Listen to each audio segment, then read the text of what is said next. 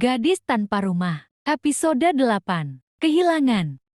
Aku berjalan tanpa tujuan. Lampu-lampu kota menyala satu persatu seperti bintang palsu yang tidak pernah benar-benar menghangatkan. Angin malam menusuk kulit, namun aku bahkan tidak berusaha menarik jaketku lebih rapat. Dingin di luar tidak seberapa dibandingkan kehampaan di dadaku. Aku baru saja meninggalkan tempat yang selama ini kupanggil rumah. Bukan karena aku diusir, tapi karena aku tidak lagi bisa tinggal di tempat yang menyimpan terlalu banyak kebohongan. Langkah kakiku menyusuri trotoar yang semakin sepi. Setiap langkah terasa seperti perpisahan kecil. Dengan masa kecilku, dengan tawa-tawa di ruang tamu, dengan suara langkah Sebastian yang selalu kukenali di lorong rumah itu. Kini semua itu tinggal gema di kepalaku. Aku tidak tahu kemana harus pergi. Satu tanganku menggenggam tali tas kecil di bahuku, dan tangan yang lain menyeret koper seolah itu satu-satunya benda di dunia yang masih bisa kupercaya. Di dalamnya hanya ada beberapa potong pakaian, dompet, ponsel, dan buku catatan kecil yang selalu kubawa kemanapun. Tidak ada benda berharga, tidak ada kenangan. Aku meninggalkan semuanya, seolah aku ingin melepas kehidupan lamaku. Aku lari lagi. Aku berhenti di sebuah halte yang sudah lama sepi. Bangku besinya dingin. Lampu jalan di atas kepalaku berkedip pelan. Aku duduk dan menatap jalan kosong di depanku, berusaha menenangkan napasku yang sejak tadi terengah tanpa alasan. Ponselku bergetar di dalam tas. Aku tahu siapa itu bahkan sebelum mengeluarkannya. Sebastian. Namanya muncul di layar seperti luka yang belum sempat sembuh. Aku menatapnya lama. Aku tidak mengangkatnya. Aku tidak menolaknya. Aku hanya membiarkan layar itu menyala, lalu mati. Beberapa detik kemudian, getaran itu datang lagi, dan lagi, sampai akhirnya berhenti. Disitulah air mataku jatuh. Bukan tangisan keras, bukan isakan yang memecah malam. Hanya tetesan sunyi yang mengalir perlahan, seperti seluruh hidupku yang sedang runtuh tanpa suara. Aku menutup wajahku dengan kedua tangan. Aku tidak apa-apa,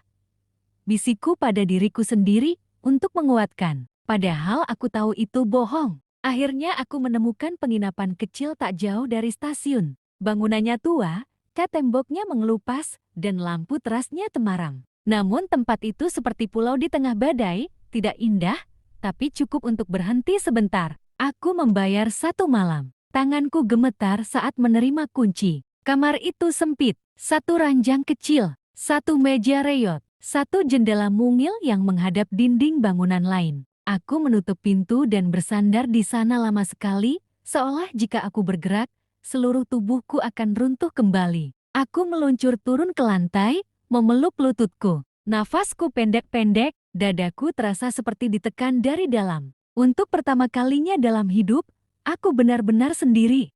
Tidak ada ayah, tidak ada Sebastian, meski selama ini aku hanya punya kenangannya saja. Tidak ada siapapun. Aku membuka tasku perlahan. Buku catatan kecil, ponsel, dompet. Tidak ada benda berharga. Tidak ada foto. Tidak ada kenangan. Seolah aku sengaja melarikan diri tanpa membawa masa lalu. Aku bangkit dan duduk di tepi ranjang. Mataku menatap dinding kusam itu lama sekali. Aku mencoba memahami apa yang sebenarnya baru saja terjadi. Aku baru saja menolak lelaki yang kucintai. Aku baru saja meninggalkan rumah yang membesarkanku. Aku baru saja memilih diriku sendiri, dan rasanya seperti kehilangan segalanya. Aku merebahkan tubuhku, menatap langit-langit bernoda. Setiap kali aku menutup mata, wajah Sebastian muncul. Tatapannya di taman. Suaranya yang pecah saat mengatakan mencintaiku. Tangannya yang gemetar saat berlutut di hadapanku.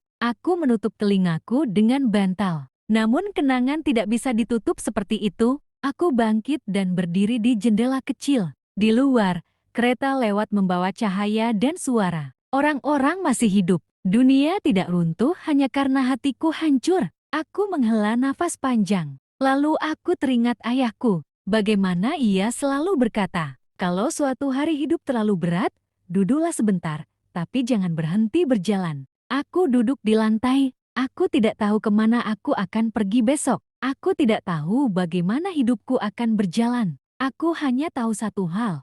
Aku tidak boleh kembali. Aku tertidur menjelang subuh dengan tubuh yang terlalu lelah untuk menangis lagi. Aku terbangun ketika langit di balik jendela kecil itu mulai memucat. Untuk beberapa detik, aku lupa di mana aku berada. Lalu semua itu kembali menghantam. Malam yang sendiri, langkah kakiku yang menjauh dari rumah itu. Wajah Sebastian di bawah cahaya lampu taman.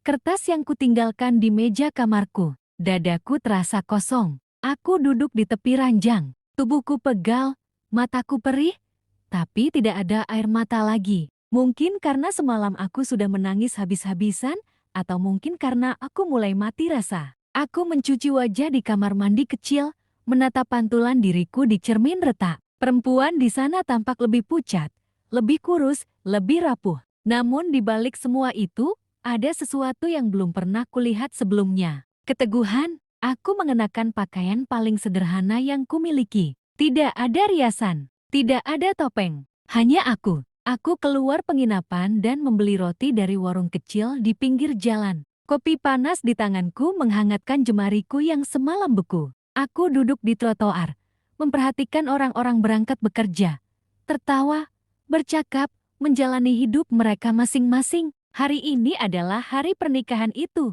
Di tempat lain, Sebastian mungkin sedang berdiri sendirian di depan pelaminan yang kosong, dan aku sedang belajar bernapas kembali. Setiap suap roti terasa hambar, namun aku memaksakan diri menelannya. Aku tidak boleh berhenti hidup hanya karena hatiku hancur. Sore hari, ponselku bergetar. Nomor tak dikenal. Maur, aku Nia. Aku tidak pernah berniat datang. Aku dibayar untuk menghilang. Aku minta maaf. Sebastian mencintaimu. Dari awal, tanganku gemetar. Jadi semua ini benar. Aku tidak membalas. Aku menutup mata dan menarik napas panjang. Untuk pertama kalinya sejak kemarin, dadaku tidak lagi sesak. Bukan karena sakitnya hilang, tetapi karena akhirnya semua potongan itu menemukan tempatnya. Malam datang perlahan. Aku kembali ke penginapan dan berdiri lama di depan jendela kecil. Kota di bawahku berkilau seperti tidak tahu apapun tentang kehancuran di dalam diriku. Aku tidak menangis lagi. Aku hanya berdiri di sana. Dan untuk pertama kalinya sejak aku pergi, aku merasakan sesuatu yang tidak pernah benar-benar kurasakan sebelumnya. Tenang, tidak bahagia, tidak utuh, namun tetap tenang. Aku telah kehilangan segalanya. Namun di dalam kehilangan itu, aku menemukan satu hal yang tidak pernah sepenuhnya kumiliki. Diriku sendiri. Sementara itu di rumah Sebastian. Rumah itu terasa terlalu sunyi setelah Maur pergi. Tidak ada suara langkahnya di lorong. Tidak ada pintu yang kamarnya terbuka pelan setiap pagi. Tidak ada aroma teh yang ia buat di dapur kecil belakang. Yang tersisa hanya gema. Sebastian berdiri di tengah ruang tamu, menatap pintu depan yang masih terbuka sedikit. Pintu itu belum ia tutup sejak ia melihat Maur melangkah pergi dengan tas kecil di bahunya. Punggungnya tegak meski seluruh dunianya baru saja runtuh. Ia tidak mengejarnya. Dan itu adalah kesalahan terbesar dalam hidupnya. Mamanya duduk di sofa, memeluk bantal. Tubuhnya gemetar tanpa suara. Papanya berdiri di dekat jendela dengan tangan mengepal, rahangnya mengeras. Pernikahan itu dibatalkan, suara papanya dingin. Sebastian tidak menjawab. Semua vendor sudah diberitahu, lanjut papanya. Tamu akan kita beri penjelasan besok pagi. Mamanya menutup wajahnya. Sebastian merasa dadanya seperti berlubang. Ia melangkah naik ke lantai 2, menuju kamar Maura. Pintunya tidak terkunci. Kamar itu rapi seperti biasa. Tempat tidurnya masih tersusun, meja belajarnya bersih. Namun ada satu hal yang membuat jantung Sebastian berhenti berdetak. Maur tidak ada. Tidak ada koper. Tidak ada pakaian berserakan. Tidak ada bekas kepanikan. Ia pergi dengan tenang. Sebastian duduk di tepi ranjang, menggenggam spray dengan tangan gemetar. Ia menemukan secari kertas di atas meja. Aku tidak pergi karena aku tidak mencintaimu. Aku pergi karena aku mencintai diriku sendiri. Tulisan tangan Maure. Sebastian menutup wajahnya. Ia menangis untuk pertama kalinya sejak dewasa. Sebastian tidak tahu berapa lama ia duduk di sana. Waktu seolah berhenti di kamar Maura. Jam di dinding berdetak, namun tidak satu pun detiknya terasa nyata. Ia hanya menatap tulisan itu berulang-ulang, seperti berharap huruf-hurufnya berubah menjadi pengampunan. Namun yang ada hanya kebenaran. Ia bangkit dengan langkah guntai dan berjalan ke kamar mandi. Wajahnya di cermin tampak asing, mata merah, rahang menegang, bahu yang selama ini selalu tegak kini runtuh. Ia menyiram wajahnya, tapi rasa sesak di dadanya tidak ikut menghilang. Di luar kamar, suara papanya terdengar di lorong. Sebastian, ia keluar. Papanya berdiri dengan tatapan yang tidak pernah ia lihat sebelumnya, dingin, kecewa, dan terluka sekaligus. Kamu menghancurkan keluarga ini. Sebastian membuka mulut, tapi tidak ada kata yang keluar. Kamu menjadikan pernikahan sebagai permainan, lanjut papanya. Kamu mempermalukan kami. Kamu menyakiti perempuan yang mempercayaimu sejak kecil. Setiap kalimat seperti pukulan. Mamanya terbatuk dari ruang tamu. Wajahnya pucat, napasnya pendek-pendek. Pelayan berlari kecil membawa air. Sebastian turun tergesa.